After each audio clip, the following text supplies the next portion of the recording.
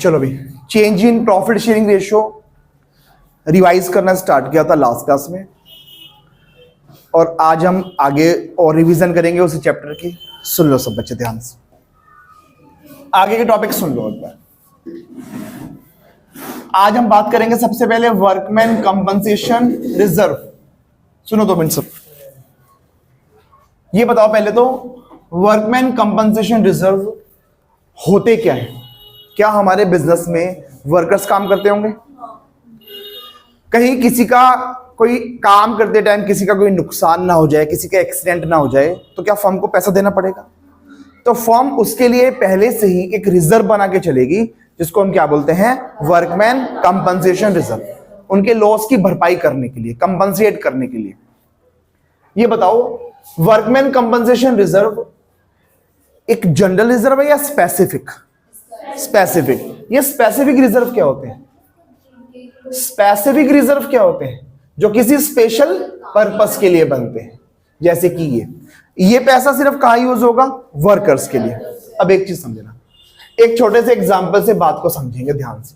मान लो ऐसा है, ए और बी पार्टनर है और ओल्ड रेशियो दे रखी है 1:1, न्यू रेशियो दे रखी है 3:2, वर्कमैन कंपनसेशन रिजर्व दे रखे हैं 10,000 रुपए के। बस इतनी इंफॉर्मेशन है।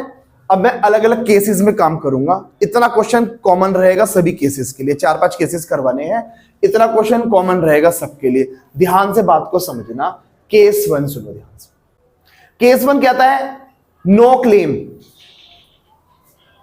मतलब नो क्लेम का मतलब क्या हुआ? कोई नुकसान नहीं हुआ, कोई क्लेम नहीं आया, फर्म को कोई पैसा देना नहीं पड़ेगा। या अगर मैं ये बोलूं कि क्वेश्चन अगर साइलेंट है क्लेम को लेकर, क्लेम ना आए या क्वेश्चन साइलेंट भी रहे, तो भी क्या मान के चलते हैं? क्लेम नहीं आया। और अगर क्लेम ही नहीं आया तो हम क्या करेंगे? इन सभी रिजर्व को क्या करेंगे? बांट देंगे। किसमें? Old partners, old ratio, old chapters. ये सारी ट्रीटमेंट सभी चैप्टर्स में आगे एडमिशन, रिटायरमेंट है, सब में है। तो इसलिए वाला चैप्टर सबसे पहले करवा रहा हूं ताकि वो कराने में बहुत आसानी हो जाए हमको।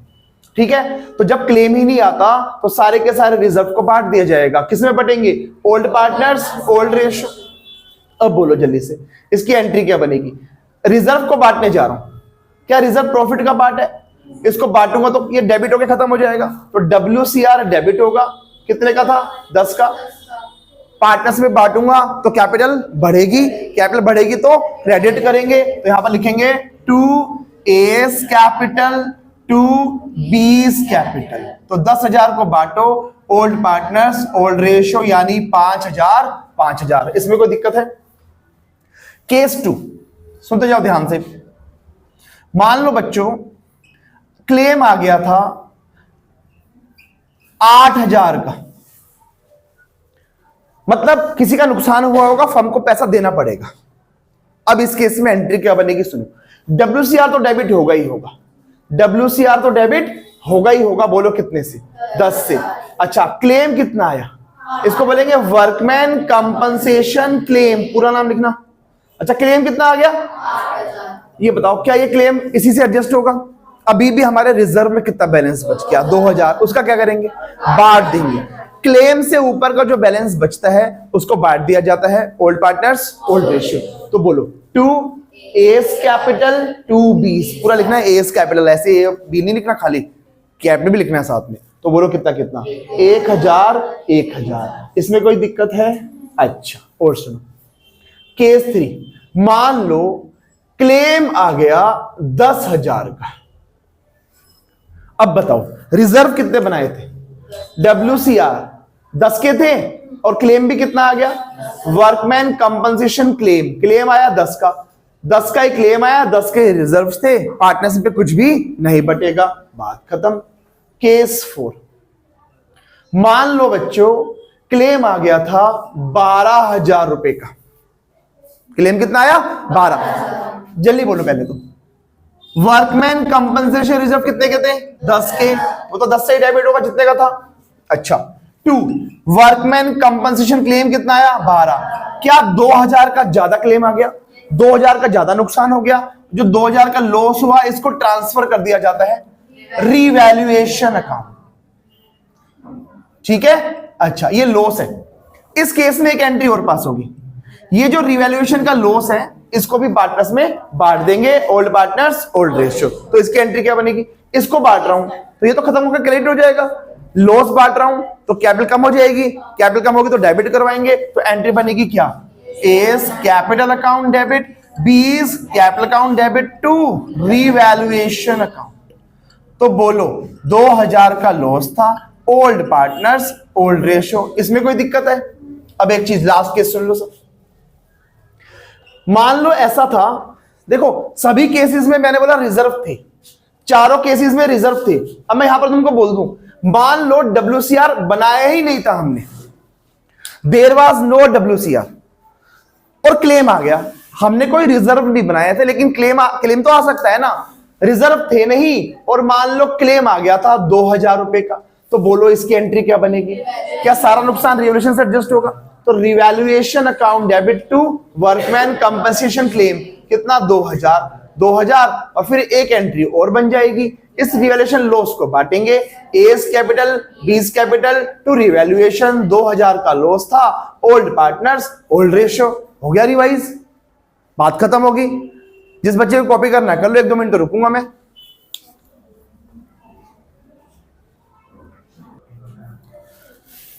अगली ट्रीटमेंट सुन लो सब, इन्वेस्टमेंट फ्लक्चुएशन रिजर्व बोलो या फंड बोलो। मान लो ए और बी पार्टनर हैं और ओल्ड रेशियो दे रखी है 1:1, न्यू रेशियो दे रखी है 3:2।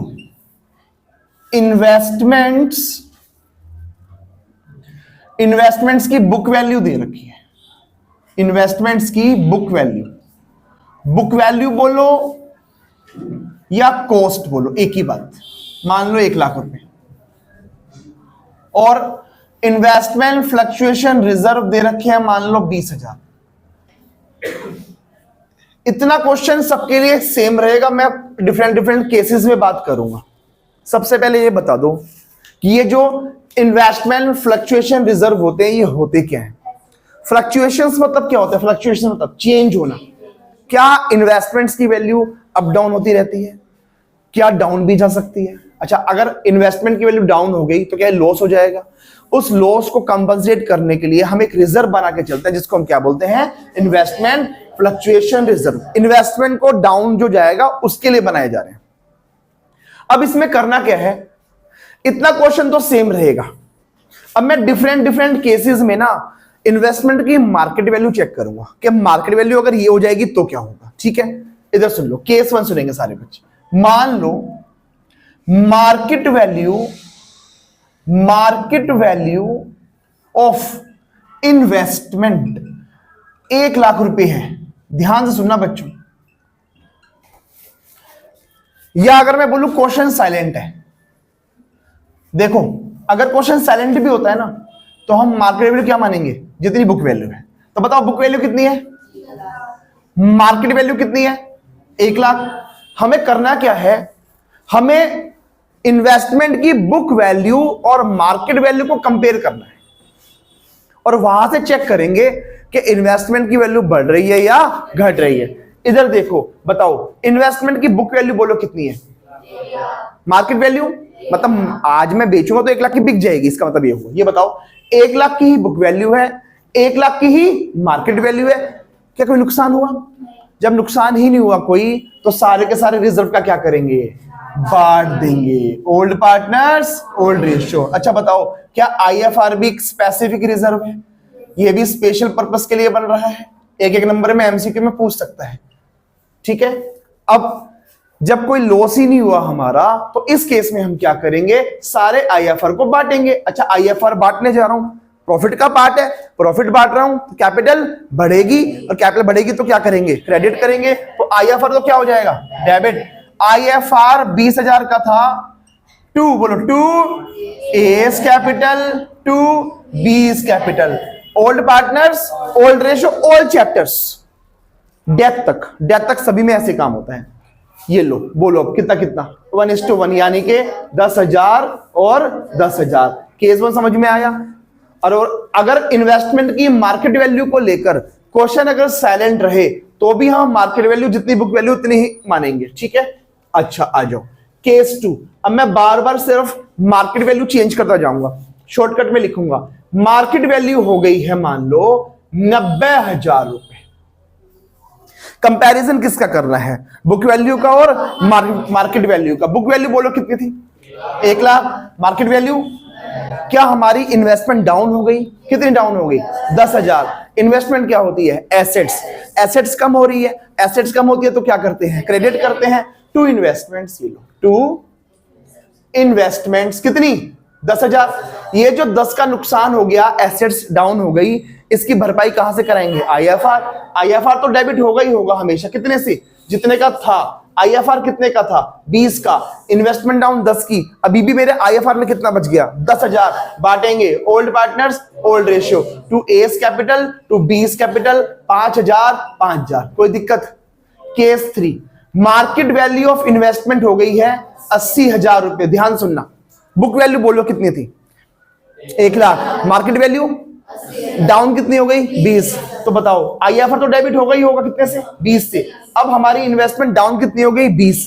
तो इन्वेस्टमेंट घटती है तो क्रेडिट करवाएंगे टू इन्वेस्टमेंट्स, बोलो कितना, 20,000। 20 की डाउन हुई थी, सारा आईएफआर से एडजस्ट होगा, कुछ बचा ही नहीं, बात यहीं पर खत्म हो गई। अच्छा और सुनो, मार्केट वैल्यू ऑफ इन्वेस्टमेंट हो गई है 60,000 रुपए और डाउन हो गई। बुक वैल्यू कितनी थी, 1 लाख। मार्केट वैल्यू कितनी डाउन, 40। हमारी इन्वेस्टमेंट्स जो है, इन्वेस्टमेंट्स कितनी डाउन हो गई, 40। नुकसान हो गया, कहां से एडजस्ट कराएंगे, आईएफआर। लेकिन आईएफआर में कितना है, 20,000। ये तो एक्स्ट्रा लॉस हो गया 20 का। ये कहां जाएगा, रीवैल्यूएशन, जैसा डब्ल्यूसीआर में आया था, रीवैल्यूएशन अकाउंट। एक एंट्री ये बनेगी इस केस में, एक और एंट्री बनेगी। जो रिवैल्यूएशन का लॉस है इसको बांटेंगे old partners, old ratio, A's capital B's capital to revaluation. तो 20,000 का जो नुकसान हो गया था इसको बांटेंगे 10,000 10,000। जल्दी जल्दी बोलो, कोई दिक्कत यहां तक। एक और केस यहां पर करूंगा, इधर सुनेंगे सारे बच्चे ध्यान से। केस 5, मान लो ऐसा हो गया था, मार्केट वैल्यू ऑफ इन्वेस्टमेंट हो गई थी 1,20,000 रुपए, बढ़ गई। अब अभी तक सभी केसेस में घट रही थी, अब जो है इन्वेस्टमेंट की वैल्यू बढ़ गई है। जब इन्वेस्टमेंट डाउन हो रही थी तो इन्वेस्टमेंट को क्रेडिट कर दिया था, अब इन्वेस्टमेंट की वैल्यू बढ़ रही है तो इन्वेस्टमेंट को क्या करेंगे, डेबिट। ये लो पहली एंट्री तो बनेगी इन्वेस्टमेंट्स अकाउंट डेबिट, कितना, 20,000। और इन्वेस्टमेंट्स बढ़ गई तो फायदा हो गया, कहां जाएगा, रिवैल्यूएशन। जब नुकसान हो गया तो रिवैल्यूएशन डेबिट हुआ था, और फायदा हो रहा तो रिवैल्यूएशन क्रेडिट हो जाएगा टू रिवैल्यूएशन अकाउंट 20। अच्छा अब एक एंट्री और बनेगी, ये जो रिवैल्यूएशन का प्रॉफिट है इसको बांटेंगे ओल्ड पार्टनर्स, ओल्ड रेशियो, इसको बांटूंगा तो ये डेबिट हो जाएगा। Revaluation account debit to A's capital to 20 capital. 20,000 का प्रॉफिट था, 10,000 और 10,000, इसमें कोई दिक्कत।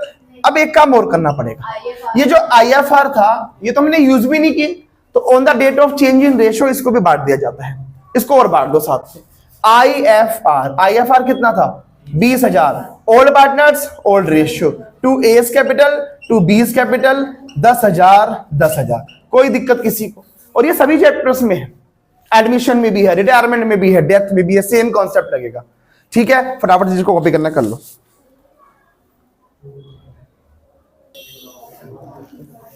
अगली बात सुनो भाई सब, अब इसके अंदर अगला टॉपिक था रिवैल्यूएशन अकाउंट। सुन लो ध्यान से, रिवैल्यूएशन अकाउंट बनाने का और पार्टनर्स कैपिटल अकाउंट और बैलेंस शीट। ठीक है, इसको समझ लो, बैलेंस शीट तो सिंपल बन जाती है क्वेश्चन से ही। मेन ये है रिवैल्यूएशन अकाउंट और पार्टनर्स। मान लो 2 पार्टनर्स का काम करेंगे, सब बच्चे सुन लो ध्यान से, मैं बिल्कुल जल्दी जल्दी रिवाइज करवाऊंगा फटाफट से। 2 पार्टनर है मान लो, तो मैं 2 के अकॉर्डिंग बना दूंगा।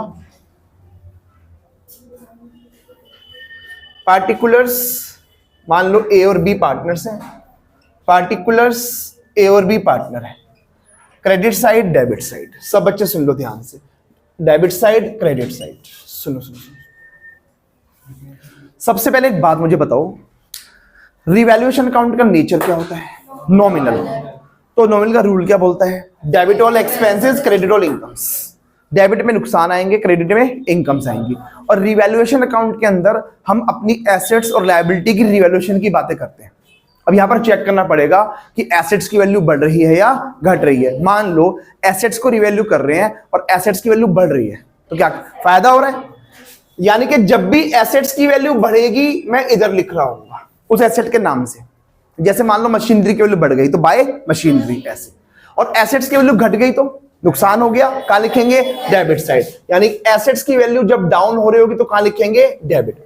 लायबिलिटीज की बात करते हैं, लायबिलिटीज की वैल्यू बढ़ रही है, नुकसान हो गया ये तो कहां लिखेंगे? डेबिट।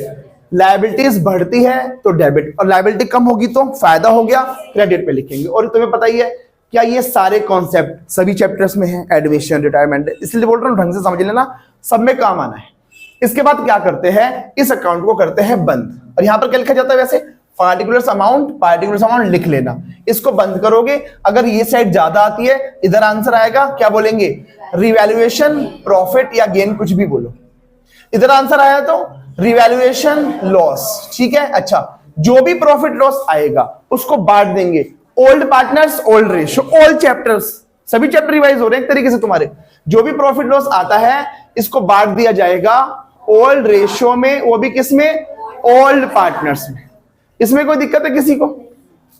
अब एक चीज सुनो सारा बच्चे ध्यान से, तुम्हें जो क्वेश्चन दे रखा होता है ना, जो तुम्हें क्वेश्चन दे रखा होगा उस क्वेश्चन में एक बैलेंस शीट दे रखी होती है, और उस बैलेंस शीट के नीचे दे रखी होती है बहुत सारी एडजस्टमेंट। पूरे साल भर तुमने देख ही लिया क्वेश्चन कैसे थे, तो बस क्वेश्चन ही देखे थे, आंसर तो ये नहीं थे। अब एक चीज सुन लो सब बच्चे, जो तुम्हें बैलेंस शीट दे रखी होगी उसमें यहां पर दे रखी होगी capital, general reserve, profit and loss, workman compensation reserve, investment fluctuation reserve, और भी बहुत सारी लायबिलिटीज। इधर भी दे रखी होगी बहुत सारी एसेट, उन्हीं एसेट्स में प्रॉफिट एंड लॉस हो गया, गुडविल हो गया, एडवर्टीजमेंट सस्पेंस हो गया, और भी बहुत सारी एसेट्स दे रखी होंगी, नहीं दे रखी होंगी। तो अब ये पार्टनर्स कैपिटल कैसे बनेगा सुन लो।